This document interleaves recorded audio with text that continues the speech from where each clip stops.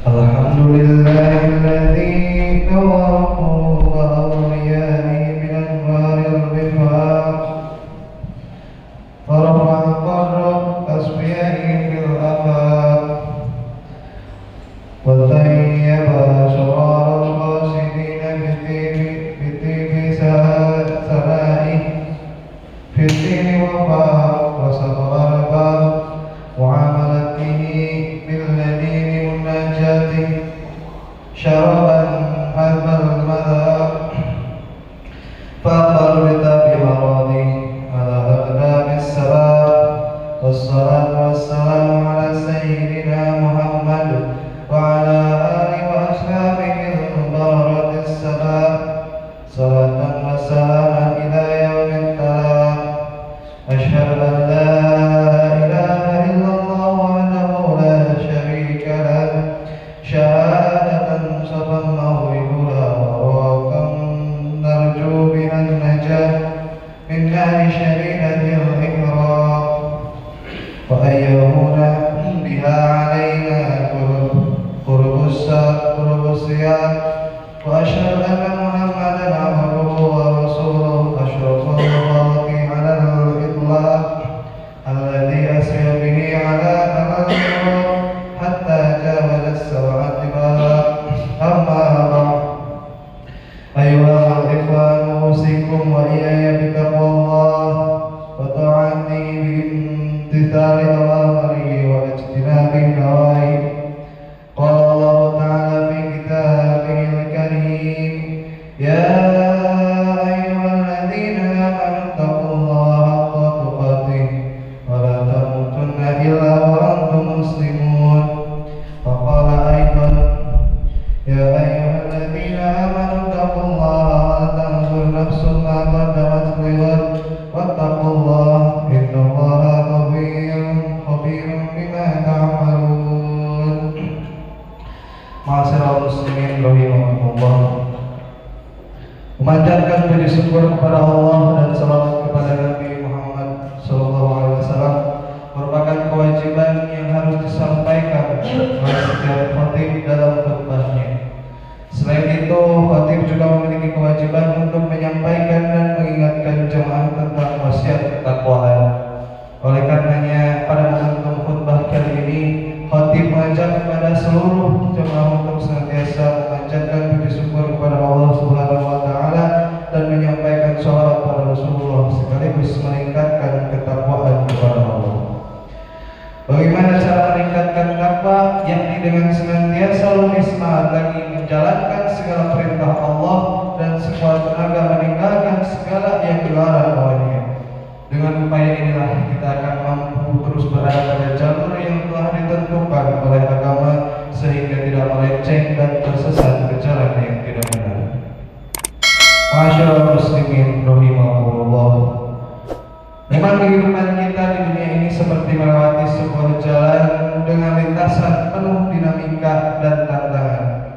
Medan terjal yang harus terus kita daki hingga medan menurun dan mendatar tak boleh membuat kita terlena.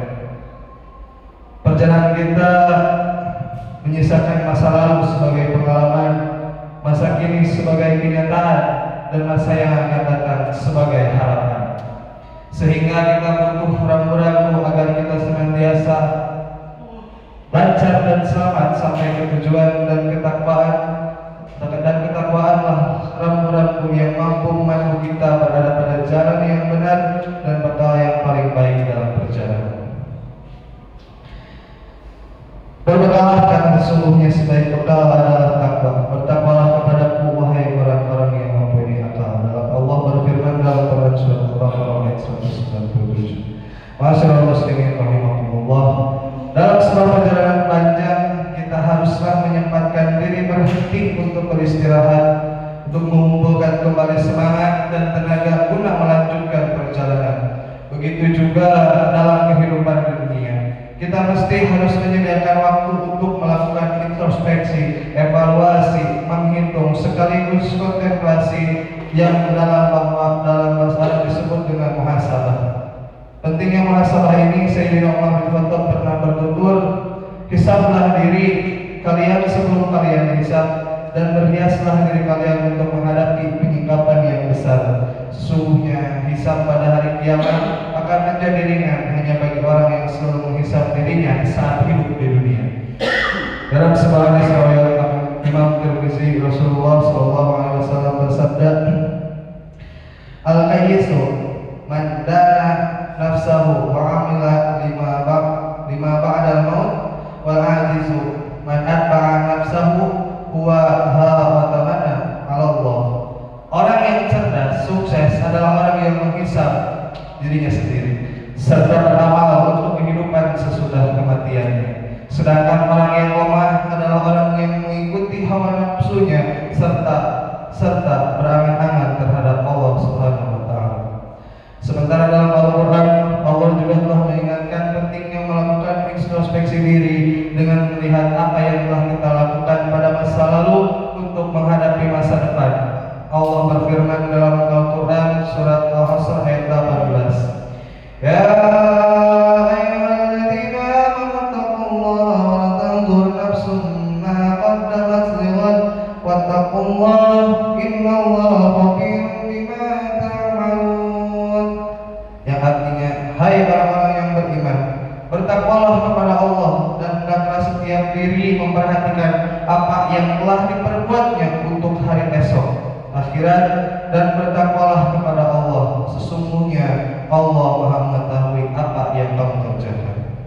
Ma'asyiral muslimin rahimakumullah. Dari perintah Allah dan Rasul serta nasihat dari para sahabat, kita bisa mengambil beberapa catatan penting tentang manfaat dari introspeksi diri ini. Setidaknya ada 5 manfaat yang bisa kita rasakan dari upaya melakukan charging atau mengecas semangat hidup melalui introspeksi diri ini. Pertama adalah sebagai wahana mengoreksi diri.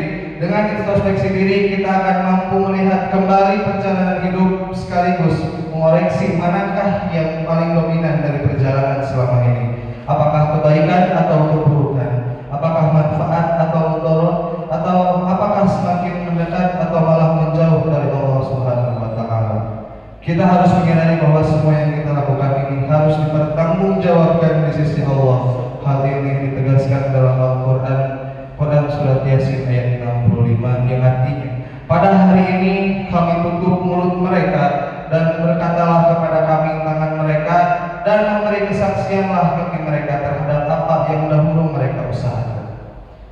Kedua adalah upaya memperbaiki diri. Dengan introspeksi diri, kita akan mampu melihat kelebihan dan kekurangan diri yang kemudian harus diperbaiki di masa yang akan datang.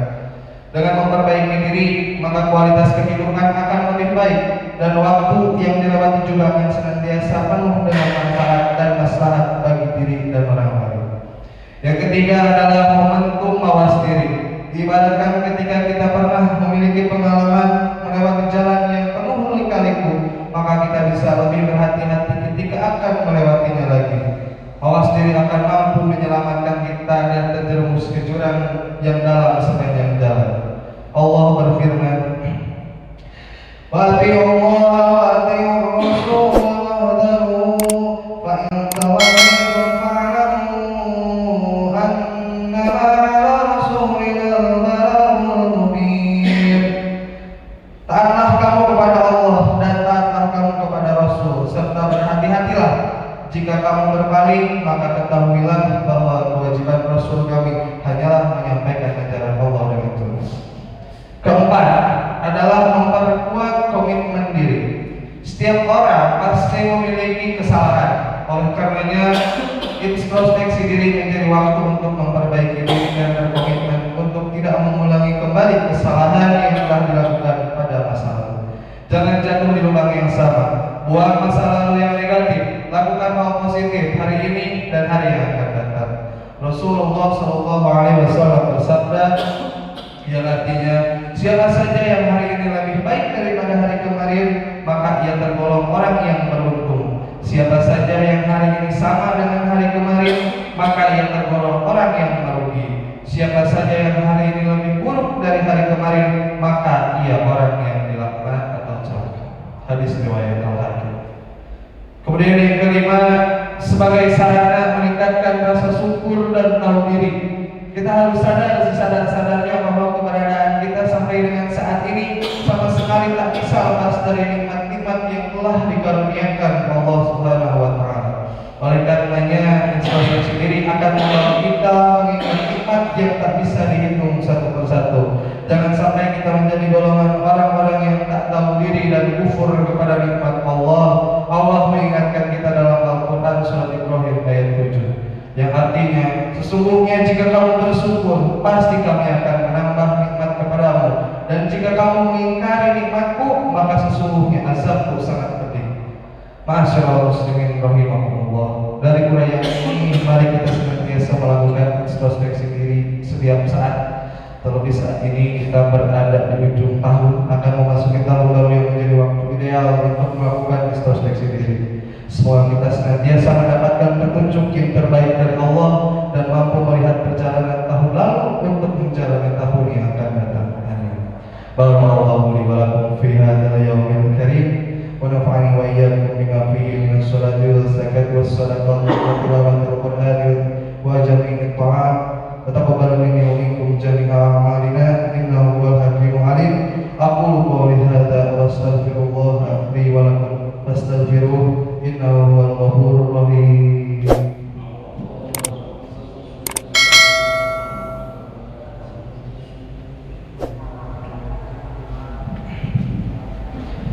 Alhamdulillah kama amara asyhadu an la ilaha illallah wahdahu la syarika lah ilahun lam yazal ala kulli syai'in wakil wa asyhadu anna muhammadan abduhu wa rasuluhu wa habibuhu wa fadiluhu akramul awwalin wal akhirin al-mab'uts rahmatan lil alamin. Allahumma shalli wa sallim ala sayyidina Muhammad wa ala alihi wa ashabihi wa man kana lahu min at-tabi'in salatan daimatan bidawamis samawati wal ardin. Amma ba'd, fa ya ayyuhal hadirun ittaqullaha haqqa tuqatih wa dharul fahisha ma dhahara minha wa ma batan wa hafidhu 'ala at-ta'ah wa huduril jum'ah wal jama'ati was-sawm wa jami'il ma'murat wal wajibat wa 'alamu anna Allaha amarakum bi amrin bada'i bi nafsihi wa thana bi malaikatil musabbihati bi qudsihi inna Allaha wa malaikatahu yusalluna 'alan nabi ya ayyuhalladzina amanu sallu 'alaihi wa sallimu taslima. Allahumma shalli 'ala sayyidina Muhammad wa 'ala ali sayyidina Muhammad kama shallaita 'ala sayyidina Ibrahim wa 'ala ali sayyidina Ibrahim wa barik 'ala sayyidina Muhammad wa 'ala ali sayyidina Muhammad kama barakta 'ala sayyidina Ibrahim wa 'ala ali sayyidina Ibrahim fil 'alamin innaka Hamidum Majid. Allahumma ighfir lil muslimina wal muslimat wal mu'minina wal mu'minat al ahya'i minhum wal amwat. Allahumma adfa' 'anna al bala'a wal ghala wal waba'a wal fahsya'i wal munkari wal baghi was suyuq wal mukhtalifah wasya'ir wal muhan ma dhahara minha wa ma batan min baladina hadha khassah wa min buldanil muslimin 'ammah innaka 'ala kulli syai'in qadir. Ibadallah, innallaha ya'muru bil 'adli wal ihsani wa ita'i dzil qurba wa yanha 'anil fahsya'i wal munkari wal baghi ya'idukum la'allakum tadhakkarun. Fadhkurullaha al-'azim yadhkurkum wa la dhikrullahi akbar. Assalamualaikum warahmatullahi wabarakatuh.